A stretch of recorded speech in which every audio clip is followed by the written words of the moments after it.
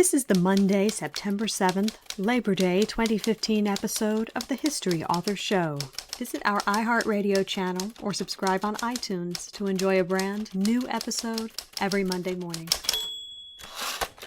Oh, New York ain't New York anymore. How I miss those old pals of mine. The sawdust is gone from the floor where we harmonize sweet Adeline. On the east side, west side, things ain't like before. There are tears in the eyes of the regular guys. Oh, New York ain't New York anymore. Hello and welcome. I'm your host, Dean Karayanis, and this is the History Author Show. Thank you so much for joining us on our iHeartRadio channel, which you can find on your web browser or by downloading one of their many smartphone apps or using the radio in many new model cars where you can listen to iHeartRadio just like any other radio. And if you're catching us on iTunes, TuneIn Radio, or some other outlet on the great Internet card catalog, we're also really glad you're here. And we want to thank you for clicking through the Amazon banner on our site when you make a purchase at their online store. It helps keep us in highlighters, and we go through a lot of highlighters here. Today's journey into the past is our tastiest yet. We'll travel back a decade before Elvis joined the Army, where you'll meet the heir to a legend. It's a hot dog stand from my childhood in Bergen County, New Jersey, just across the George Washington Bridge from Manhattan. In 1950, World War II veteran Leonard Artie Castrianni didn't know it, but he was writing history. Not with a pen and paper, but with ketchup and mustard. The 65-year ride to hot dog greatness began, appropriately, on the side of the road, when Artie bought a successful roadside gas station and food stand on the Palisades Cliffs. From it, he served deep-fried hot dogs, hand-cut fries, Birch Beer, and yoo-hoo.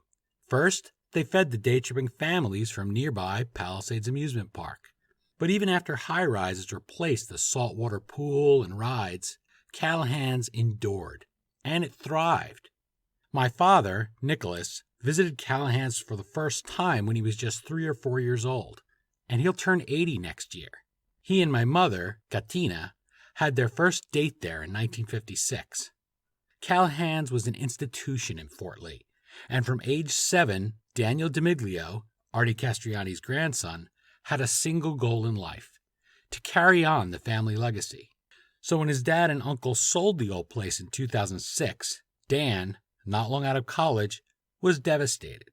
But he refused to let the delicious dog dream die. Why? Because he has relish in his veins. And my taste buds thank God he does. Check out callahanshotdogs.com for more on this historic family business. You can also follow the reborn stand and food truck at Callahan's Dogs on Twitter or facebook.com/callahanshotdogs. Now here's my conversation with Dan DeMiglio, the man who resurrected a New Jersey legend. You are hearing a freight train coming. That freight train is the perfect metaphor for the man sitting across from me at the desk, Dan DeMiglio. Callahan's Hot Dogs that he has brought back is a freight train of a hot dog. And everyone wants to get on board this train. It's moving so fast, I picture Dan as just hanging on the back of the caboose there. One hand is on the back of the caboose, the other hand has a hot dog, and you're trying to somehow, you get maybe a ketchup pack in your mouth, trying to squirt a little ketchup on it. So this is the past coming rolling right back into the present, and I want to thank you so much from the bottom of my stomach for bringing back Callahan's, Dan. Thank you. I appreciate you being here. Dan, I am one of the Callahan's kids, as you call them. I didn't know that I was one until Callahan's came back. One of my prized possessions in the 70s was a mustard yellow Callahan's duffel bag bearing your motto, "So Big, So Good," which is on all your Tiffany lamps, which sounds like a fancy place for a hot dog stand. It does, right? My grandpa was a classy man. Yeah, well, I'm sure. I see it. I saw that bathing beauty there that he had at the bottom of the pool. 100%. He had his forte of amazing things, and he was a man of many characteristics that showed the true family man and the vision that he had for the business and what he wanted to mix nostalgia and happiness. And that's where I've tried to parlay that into the Callahans of the new generation.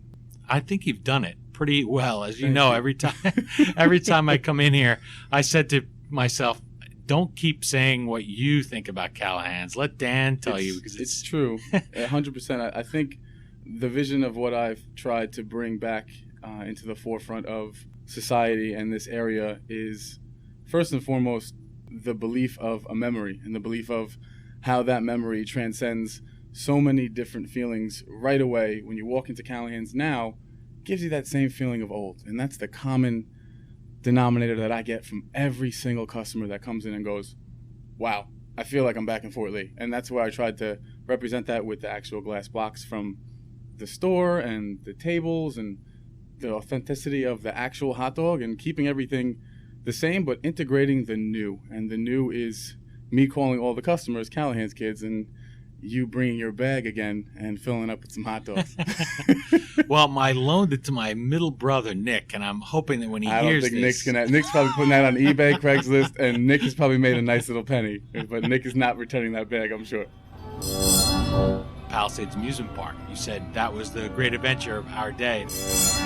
You were never actually there, Dan. You just think you were. I try to by the stories of the family, by my grandpa, my grandma. Your frequent customer card, that's one of those little details. It's a ticket to get into the Palisades Amusement Park. Correct. And my mother, she saw the sign up there and she saw the ticket. And she looked right at the ticket and she said, what's he giving away tickets for the Palisades Amusement Park? It's close. It's, the early 70s. Yep. I said, no, Mom, if I eat 10 hot dogs, which I'll probably do in the next 2 days, I get a free hot dog. Everything so much came together. Somebody just gave you that. That was 3 weeks before we actually opened. And my mother, I went to my parents' house to say hello and have my daily stress unleashed, but it's usually stress on top of me when I go home. But it was an incredible spur of events. My mother handed me something and said, look what we found. And it was a ticket from Palisades Amusement Park. And I go, look what you found. Look what you did. And I grabbed it and it was like smoke trails.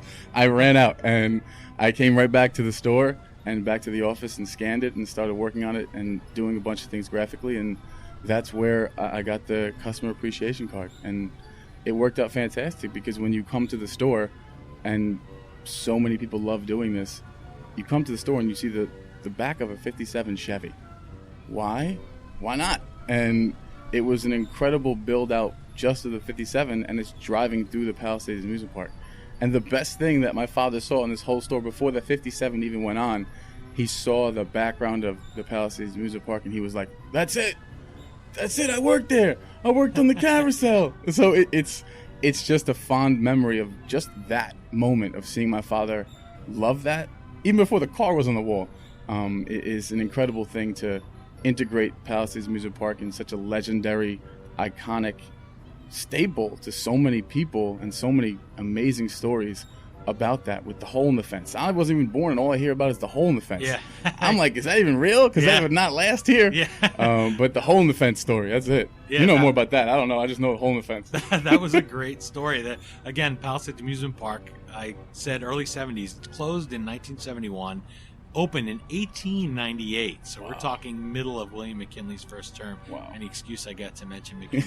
But it was... Today, Palisades Amusement Park only lives on in two places: Freddie Cannon's 1962 hit, Palisades Park, and the Taste of Callahan's, of course. And I heard about this from my dad my whole life. He said there was a hole in the fence that we knew about. And me and my friends, we would go there and we would sneak through. Keep in mind, they're risking Is it like their the Loch Ness lives. Monster doesn't exist? No, Did it really exist? existed, Do yeah. they have pictures of this? Because I'd love to see that. I would love to make that like a little cubby hole in the bathroom or something, like the Palisades Amusement Park hole. I don't know where you go, but I think it would be brilliant. But I'd love to see a picture of it. I hear so many stories. It's unbelievable. Well, keep in mind, they're risking their lives, right? Going right on the edge of the Palisades. It's a cliff. It's a literal... Back then, Fort Lee was the center of the motion picture industry, and it's where they get the term cliffhanger, they say, was doing the old silent films hanging off the cliffs. But anyway, the kids would get in there, and my dad always told me for my whole life, right? He just turned 79. He said we knew how to get in there for free. We would sneak through this hole. And they told the owner of the Palisades Amusement Park, there's this hole in the fence and kids are getting in free. And they said, you want us to patch it up? We can do it. And he said, no, if the kids are getting in, he said, feel like they're getting away with something, and that'll be part of the excitement for them to come. And I thought it was a great story. Like, you're laughing and smiling. It's a great my marketing dad was ploy. crushed. My dad was crushed. Really? He was like, he lived his whole life thinking that he put one over on the Palisades that Amusement killed his Park. dream. That killed his dream of doing it. It was a good thing though, because he's a salesman, so he respected the way that the guy came up with it. But he was just shocked that he'd been duped, really, He was bamboozled into thinking that way. by this amazing guy who just had this great sense of marketing, and that was a big part of Callahan's. Would have been leaving there, and again, you can't squeeze through the hole in the fence. I doubt it would have been big enough. After a couple dogs, you probably couldn't squeeze through the hole in the fence. The two of us, I doubt it. Tell those poor souls who've never had one of your dogs, what makes it so special? I think the thing that makes the hot dog so special is, number one, that it's deep fried. A lot of hot dogs outside of North Jersey or outside of New Jersey aren't deep fried. It's a hot dog that, if you're from another state, you're like, what? They deep fry a hot dog? And the special blend that has been made for my family through Sabret has been an incredible coexistence of a brand with a smaller brand like Callahan's that has catapulted in the 60s, 70s, and 80s into franchises and growth. And it was exponential for a long time. And the hot dog is a pork and beef blend. It is a 3-to-1 ratio. The reason why it blows up and it's so juicy is that pork that just soaks that oil in, and it's an incredible bite. And people are so ecstatic that the hot dog is the same, and that was the same when I brought it back in the food truck last year. We had the first event, 2,600 people came, and 2,600 hot dogs went. And it was an unbelievable day, that first grand opening that we did with the truck. But the hot dog is the staple, and it stayed the same taste, the same brand, and I even brought the same chef in from when we closed in 2006. His name is Juan Romero, and he came in on board with us to make sure that the quality of the hot dog and many different dishes that we do now here in Norwood stayed relevant and stayed exactly the same. And a chef, and that's something you don't associate with hot dogs. That's very true. My executive chef from a restaurant called The Bowery that I had for a couple years, we closed in January of 2014, and we brought the business back, Callahan's, and I wanted to do something different. What I did was do what my grandpa did. He did a lot of things from scratch, majority everything from scratch back in the 50s. And I wanted to do the same thing, but have Daniel Fabian, who is an executive chef of 17 years, come and bring his talents and have an executive chef that can do things from scratch and have that authentic Callahan's hot dog with a fresh topping made from scratch. You can totally tell the difference between something that's canned, frozen, to something that's fresh. And he does all of our toppings besides 2 from scratch. And it's an unbelievable thing to watch him work in the morning, to watch the staff work alongside him. And it's an incredible journey to go back in time and bring that taste back into the forefront of what people are enjoying now, and that's 2015 Callahan's. Taste is so important. If you smell or taste something, man, it'll take you back to whatever you experienced at the time. And I thought of a story where my wife and I visited Abilene, Kansas to see Dwight Eisenhower's boyhood home and a bunch of the things there. And a guy, I think at a train station at sort of the Welcome Center, he gave us a recipe for Mamie Eisenhower sugar cookies. And so when we got home, my wife made me a batch, and I tasted one, and I said, this is why Ike was always smiling. They were just fantastic cookies. And I could see her mailing them in a box to him at West Point or sending them to him when he was planning D-Day. The past has taught me a lot, and I believe that I was born in the wrong era. I laugh at that. Yeah, I know the feeling. And that's the thing that we both, whether it be sugar cookies or Callahan's, the key word is consistency, and that's what has brought back so many Callahan's kids over the generations, is the consistency of the product. And not only the product, but also the service and the smiling and the personal communication, because this world is filled with interpersonal communication. Everyone's on their phones. Everyone wants to order food on their phone.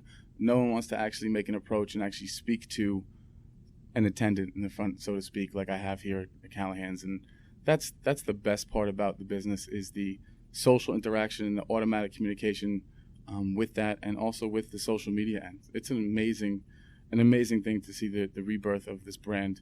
It completely blow up to this point already, and it'll be 4 months tomorrow. It's Yeah, unbelievable. well, it's August 25th that we're taping it, so there you go. Yep, so It's like 4 months, and it's incredible. There's never a spot outside. no, Everybody's moving in and out, and everybody is happy in a way that you don't, I think, see anymore. And the thing about the taste is you can't go back and take a dip in the saltwater pool. Yeah. We can only think about that, but a taste is something you can have. And when Callahan's was leaving, that left a bad taste in everyone's mouth. yes, or an absence of any taste. Including the grandson. Yeah. It's more than food. This was about family, and this is not just you pick up your grandfather's torch here and just say, oh, well, he already had a name. Let me go and develop it. Your grandfather, Artie Castrianni, member of the Greatest Generation, he's a presence in the store. That's how it feels when you come. Like, this is a real taste that you would have had in the 50s that you can't get anywhere else. 100%. And that's the feeling of you'll hear these, and these are the dog tags that I wear on my neck since my grandpa passed in 2000. And I made a lot of promises in my life, but the one promise I made to him was to keep the business and run the business a certain way and bring the business to heights that it never could reach, what my family did in the past. And I've had so many dreams and aspirations for Callahan's, and it's an unbelievable feeling to do this not for a money. This is not about a dollar, and I learned that through my family. This is about memories, and this is about bringing back something that was cherished by so many people, not only the grandson, not only the brothers and sisters and uncles and aunts and people that work there. It was a soul happiness that was brought back in minutes of announcing on Facebook and minutes of announcing in press that Callahan's was coming back. And it's unbelievable to see the generations of people embrace it. And those people have kids, and those kids have kids. And talking about 10 years dormant, it's an explosion of people want to have that feeling, like you said before. That feeling is of taste and it's of memory. And you combine those two here at Callahan's, and you have something that transcends every generation. And I think the people that I see working down there, the young people that you have, when I came just looking for you one day, I think it was William, one of you guys there at the front, and he jumped right on it, and it was just eye contact nowadays. we talked about it off the air a couple months ago. We're just saying, when you try to hire somebody, they don't look at you and talk. You're like, just please look at me in the face. All I need is 2 minutes, just please. And they don't. They have a lot of trouble doing that. And we really make it a family atmosphere. And there's certain words that we don't use here in Callahan's. And work is something that we don't say. We say you're coming to the family because that's what we are. After working together for so long and you're around someone for 6 to 8 hours, 10 hours, they really become part of your family. And we use certain words here and we use certain words that we don't. And family is a big word that we do use here. And that's what I embrace from my past, is family first. And everyone here that works for me comes first. So that's the biggest thing that we have here, is that instant respect towards the customer that we're so proud of. It really is a throwback in so many ways, because I noticed just being down the Jersey Shore a couple weeks ago, there's a couple of restaurants that we go to. One is Graziano's on 88 in Point Pleasant. And you go to these restaurants that are down there that are literally family owned, and you see young people working there, 15, 16, 17, just bussing tables, whatever, filling your water. That's not happening anymore, I think. And the unemployment rate's so high for these kids. Like, where are they going to learn those skills? Where are they going to learn the service people aspects of life that I think you grow up in a Greek family or an Italian family and there's restaurants around, you know the pride of a good meal and you know how to deliver something someone likes. 100%. My grandmother lived in Fort Lee by herself. This story's amazing, by the way. I love this story. Oh, really? I love this story. When she left Fort Lee at 96 years old, still wrapping her own grape leaves, by the way. Love grape leaves. Don't talk about that right now, please. What? I'm hungry talking to you right now. I had to bring a copy of my cookbook, Regional Greek Cooking. Yes. I get to plug my own book. I love that plug.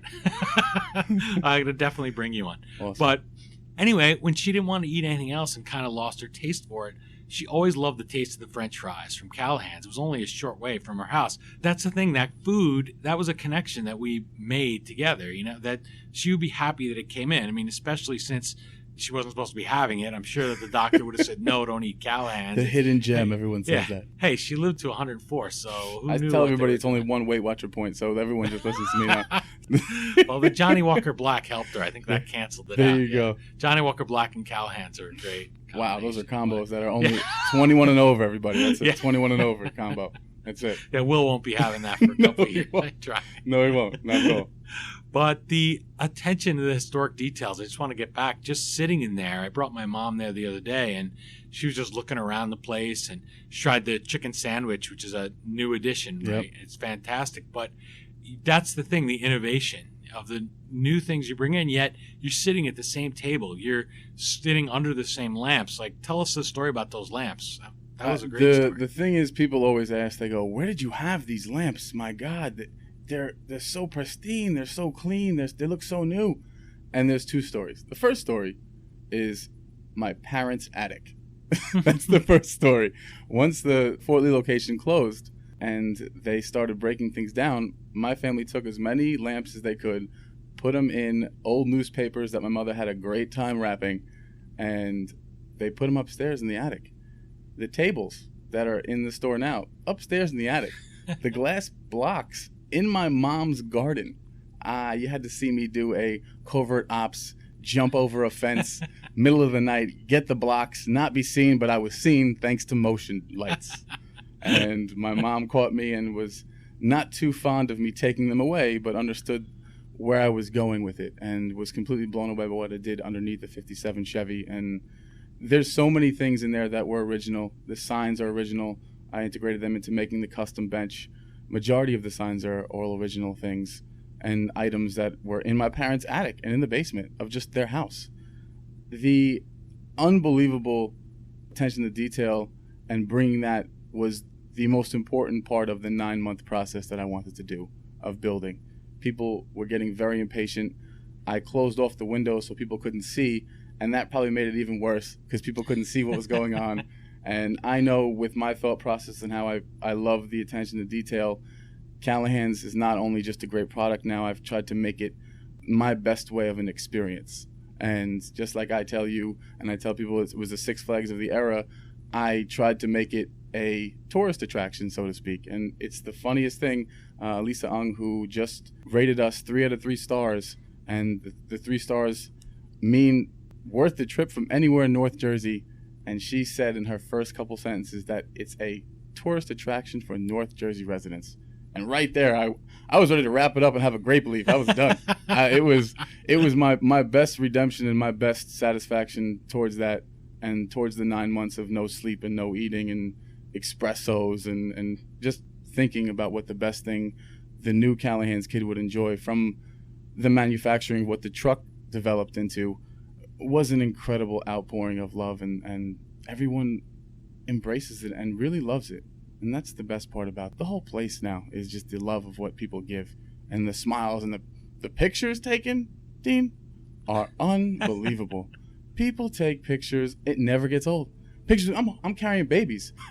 Yeah, you got a good attitude. Yeah, you gotta have Perfect. it that way. That's the restaurant business. You want to have the stress so that they don't have it. Yeah, and you have to wear many hats, and those hats do not drink Johnny Black or eat grape leaves right now. I wish I could. That would be my vacation. And I see the pile of hats right now. I know, that's it. It's to hide the gray hair at 32 years young.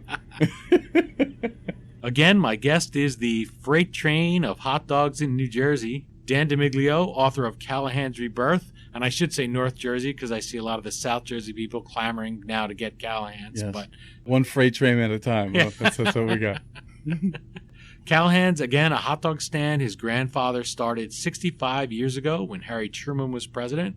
You can find him on Twitter at Callahan's Dogs, at facebook.com/Callahan's Hot Dogs, or callahanshotdogs.com. And be on the lookout for the Callahan's food truck, nicknamed the Yellow Beast. I parked right next to it downstairs, which I'm very happy about. It's like meeting a celebrity. It's 201 Magazine's best food truck of 2015, serving 50s food all across the New York metro area. And have we confirmed this yet, Dan? This winter, like so many other locals of retirement age, Callahan's has set its sights on Florida. It's looking like that freight train is going to be happening in Fort Lauderdale. That's a very highly likely connection to Railroad Express down from Fort Lee to Fort Lauderdale. Wouldn't that be a story? So I'm excited. It seems like it's going to be a big hit because you said you're getting a lot of visits on your website. The thing about bringing back this brand and having that incredible audience is the Facebook page, is the social media aspect of the business. My family just developed a website right when we were closing in 2006. And that website, coincidentally, was built by my friend Brian Hamilton, who I went to high school with. And he actually is now assisting me on building the next new website, and he's built my things as well. So keeping him relevant and keeping everyone relevant in the rebirth is an incredible thing to me. And having that instant communication, when I first started the business, the Facebook page, first day exploded to 2,000 likes in one day. And it was an crazy amount of people that would interact. The Facebook page is one huge asset, and the website has been viewed in 66 countries and 42 states.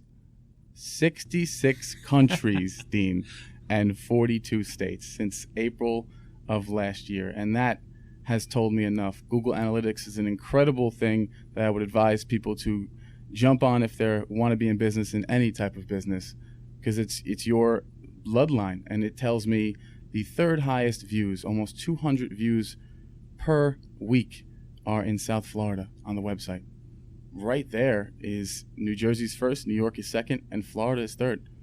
All those Callahan's kids that lived up here, I mean, just like me and you were getting tired of the winter, but they did the smart thing and went down in South Florida. They contact me on the Facebook page, and they contact through hits on the website.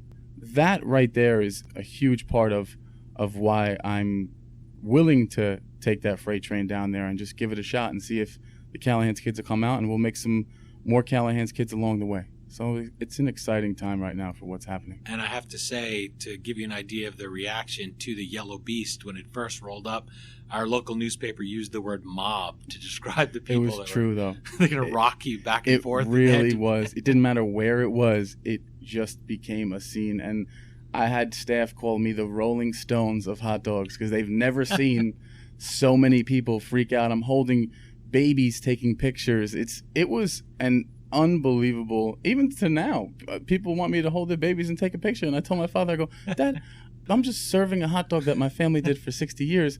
I'm not the hot dog pope. Like, I don't know what's happening. I don't know how to bless you and hold your baby. It's an incredible, but also a very just surreal feeling that you're embraced that much. And I love every single customer so much because they have that power to dictate as a consumer what they would like and what they want and what they demand. And I do my best to provide that with funds only for me. And that's where I did a video when we first announced bringing the business back in a storefront, that everyone asked me for French fries and everyone asked me for so many other items that I could only sell hot dogs in the truck. And that's all I did. And providing that secondary option of giving people what they want. It's the best part about the business, is the social media aspect, and I love them so much for it. It's an incredible thing. It is huge. You have more likes, don't you, than any other? We have 23,000 likes and counting. I don't even know. I can't even look at it because it's a wild number than any other restaurant in Bergen County, sole proprietorship. So not like the chains, but we're the number one in Bergen County. That's a huge county, and that's a huge number of people that have the remembrance of Callahan's and those times. So I'm very honored to have that. It's 1 million people in Bergen County, so it's a pretty big place, and some states don't have that. Yeah. So it's a big part of our lives, and I'm hoping people get that from it. Like you talk about taking those glass, you said before, under the Chevy, that's where you get your bottles of soda. Yeah. And it's an actual bottle. It's not a plastic bottle, and that's another great marketing thing. That takes you back. If you said pop open a bottle of soda, you're instantly happy, you told me. Yeah, 100%. In the employee handbook, it's a 26-page book that is details in certain things that do not do when the Callahan's kid is around, and do not help them try to open a glass bottle of soda, because in a split second when they open that bottle, if they struggle, help them. But in a split second, if you open that bottle, you have 2 or 3 seconds of like pure bliss. And I see people's faces and they're like, wow. And that was the same thing that I had when I first started the food truck. I took a lot of the stuff that I learned from the food truck and integrated it into the storefront. And the first thing I did when I pulled up in that matte black truck that I bought into my parents' driveway, I started drilling holes for glass bottle openers.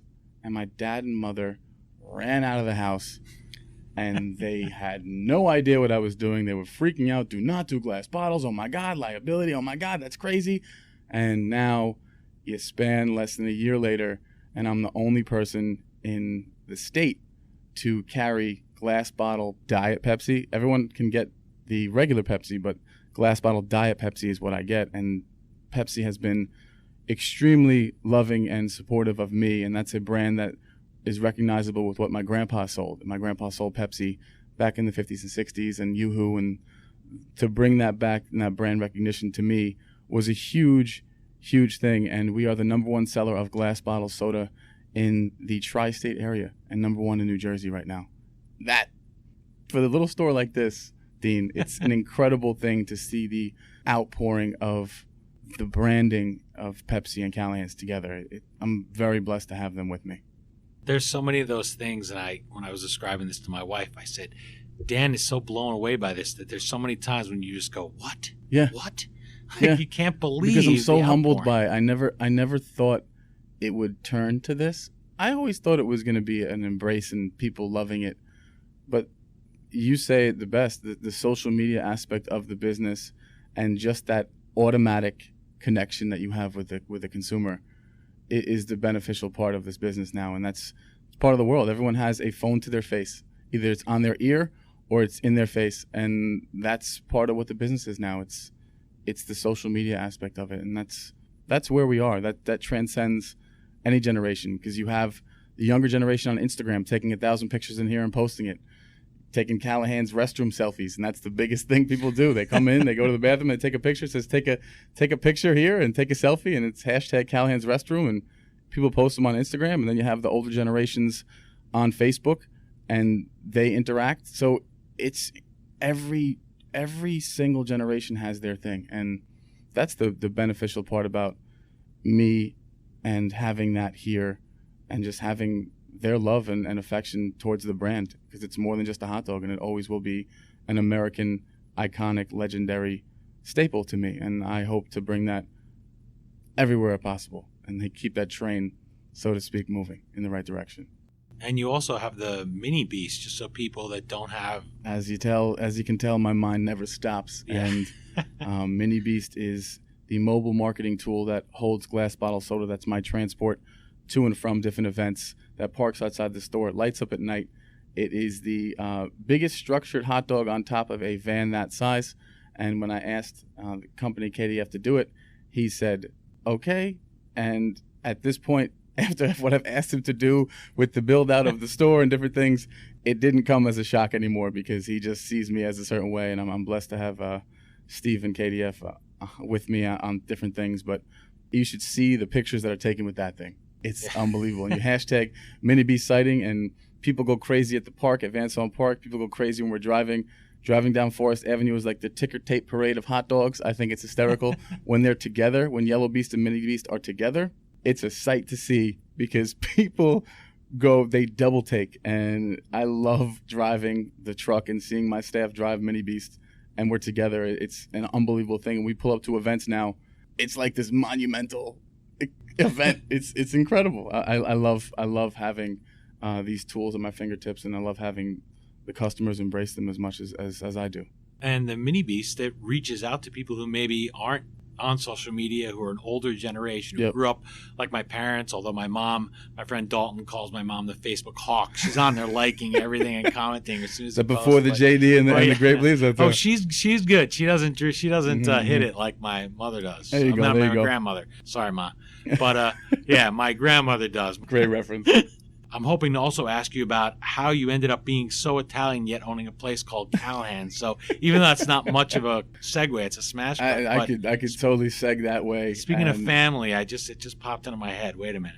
So my grandpa worked at the, so to speak, rival hot dog place called Hiram's, and that was always next to Callahan's. Hiram's was there many years before Callahan's, so my grandpa worked there for a year. My grandpa was offered a partnership and declined because he wanted to purchase Callahan's Auto and Gas. And they served one burger, a couple snacks, and they had a gas pump. And he wanted Callahan's Auto and Gas, and he wanted to convert it into Callahan's hot dogs as present day.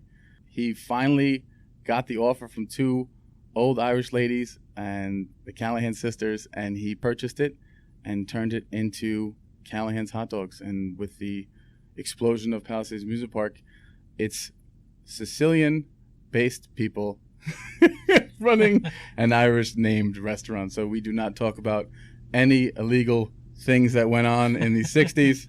It's a funny thing that every single person that comes in has a story about those times. They come in, they go, hey, you see my daughter? You see my daughter's kid? That all happened because of the Callahan's parking lot. And I'm like, what? And they were like, yeah, this was, you can thank your grandpa. And I was like, well, grandpa's not alive, and I'm sure they don't want to hear about it, but can we keep it a family atmosphere? Because that's a 21 and over conversation. But they always say it's an unbelievable thing. And I look at my staff, and my staff's like, really? Another one of those stories? And they're a common, probably once a week story where, wow, you see that? That's because of Callahan's. Yep. And so people had a lot of fun, and people had a great time remembering, and I guess it was creating people in the whole history of what Callahan's was.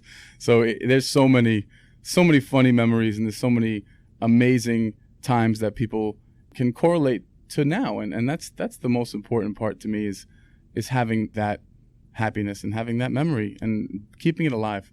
And the family did such great things for so many years, and for the business to shutter was a huge blow to me and to everyone else. And you can see it in the outpouring of support now. And everyone comes in and says, we were so upset. We were crying. We didn't have anywhere to go on holidays and events, and my birthday every year. It's unbelievable, Dean, the amount of people that come in, and it's 99% that have a story. And I will always listen. And everyone listens because it never gets old. And that's why I wish you had a lineup outside, because if we announced it, we'd have Lenny just sit outside, the guy who sat outside for 17 hours to get a hot dog for us to open. And I call him the number one Callahan's kid, because he slept outside. I offered him to sleep inside, and he wanted nothing of it. He goes, Dan, I want a man outside. Wow. And I said, okay, if you want to go inside, I'm leaving. It's 3 o'clock in the morning.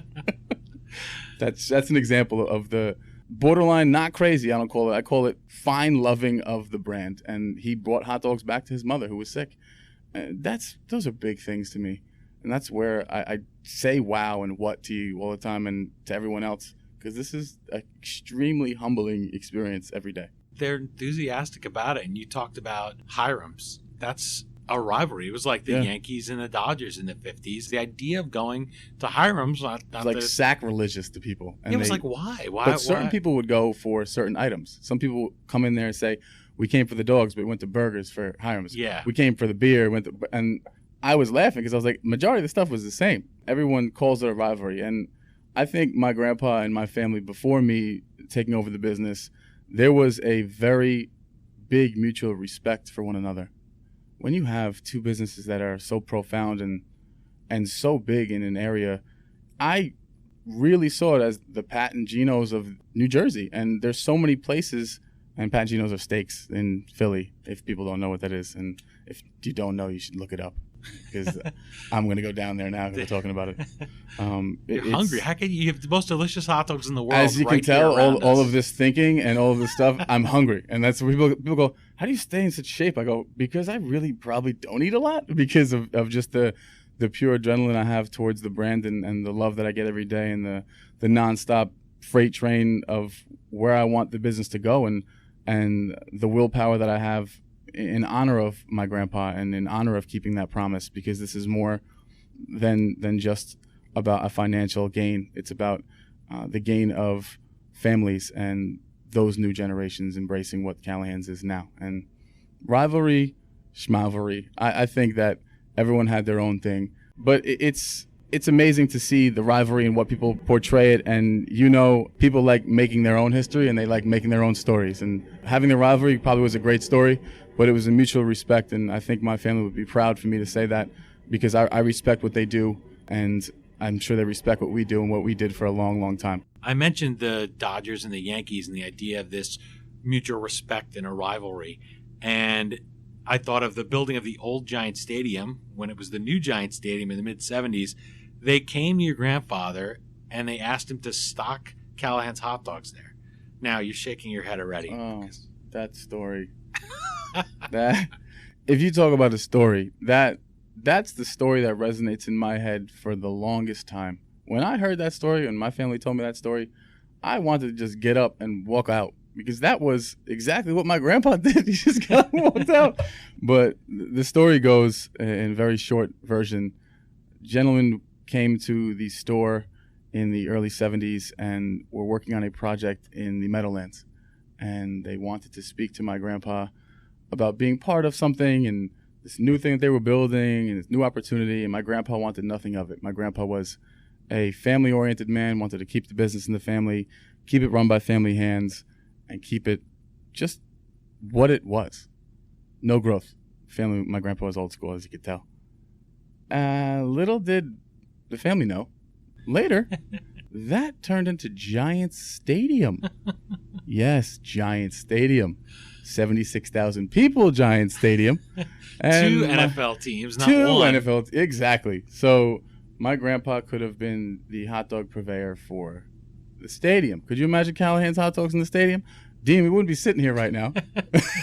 There wouldn't be a train. We'd probably be on a train right now. But you wouldn't have to go steal glass blocks from your mother's garden. No, I wouldn't be and I jumping the love fence. that. I love that about you too, because you're a very direct guy. But I just love the idea that I'm not going to ask my mother. No. It's like, because I would be the same. My mother's the sweetest woman in You the have world. a Greek mom. I have an Italian mom. They both work the same way. It's a lot of Post-it notes, a lot of things to remind yourself, and a lot of on top of you. So I had to make sure that I was doing the right thing. So Yeah, get around it. I will. But. There's no getting around Yeah. my mom. I love her to death, but there's no getting around. She knows everything. So you've given me a lot of time, and obviously we have another train coming that you're going to jump on. Like I said, hot dog in one hand, ketchup packet in your mouth, trying to go. So I wanted to ask you, though, one last question, and it's what we talked about there with your young staff and about somebody like you who had a dream. The dream was a little bit sold out from under you when they closed the place. And just the changing of the times, but you didn't let it stop you. And so I wanted to ask you, for the last French fry here, so to speak, which people usually fight over. I see them down there at Callahan's. But tell all the Callahan's kids out there, or maybe the parents that are trying to connect with their kids, what the future holds for the deep fried hot dog and what they can learn from this experience. I think you can take a lot of different points to what the business is back again. And I think if I were to talk to a parent about the future of what the brand is and the future of what a deep fried hot dog is, and the future is extremely, extremely bright.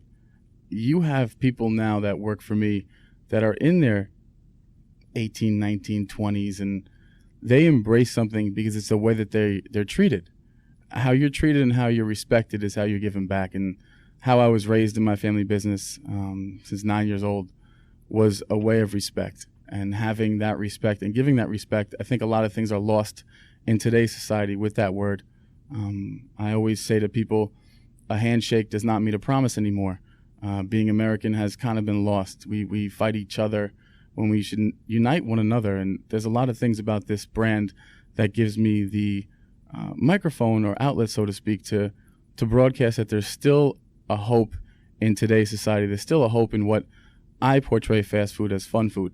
That's the most important thing, is having the family that operates the business. And you're only one sole proprietor, but you wouldn't be in business without the people that work with you, not for you. And that's where I think that's lost in huge commercial operations and businesses in general. They don't get that satisfaction of being felt important. A lot of the world and a lot of the corporate world, you're a number and you're not anything but that. Here in Callahan's, and what my family always treated was, you're a name, you're a representation, and you're treated like family. And to me, the most important part about any advice I would give to anyone is family is first, and that is generally speaking with every level that you live. And as long as you stick to that, we're going to be good. And that last French fry is fought downstairs behind closed doors by the staff, but we don't talk about that because we're family and everything's in-house. It's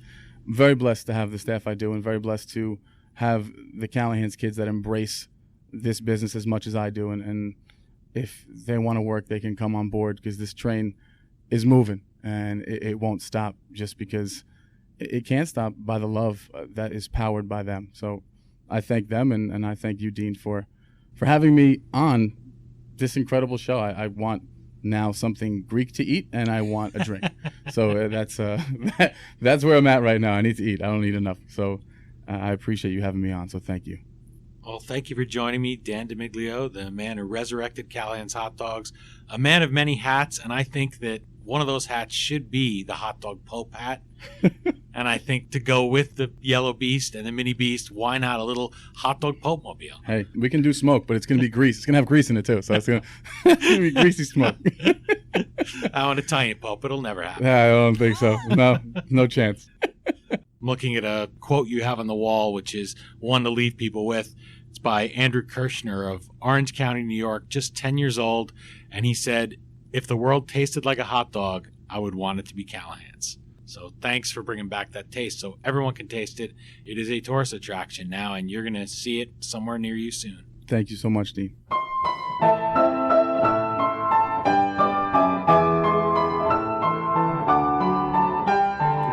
Again, the restaurant is called Callahan's.